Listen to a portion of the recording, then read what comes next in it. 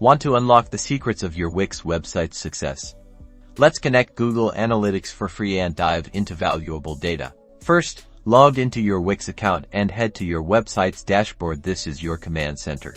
Next, on the left-hand side, find and click on Marketing and SEO to expand the options. Now, select Marketing Integrations from the expanded menu. This is where we'll connect Google Analytics. Scroll down until you find the Google Analytics section. It might say Connect Google Analytics or something similar. Click Connect. You will be prompted to connect or add a new account with Google. Go ahead and sign into your Google account. Next, it will ask for your Google Analytics measurement ID. This is a unique code that links your website to your Google Analytics account. To find this, go to your Google Analytics account, navigate to Admin, then Data Streams, and select your website's data stream. Your measurement ID will be displayed at the top right. Copy it. Now, paste that measurement ID into the Wix window and click Save. That's it.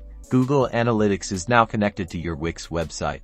It may take up to 24 hours for data to start appearing in your Google Analytics reports, so be patient. Now you can start tracking website traffic, user behavior, and conversions to make data-driven decisions and grow your online presence. Happy analyzing!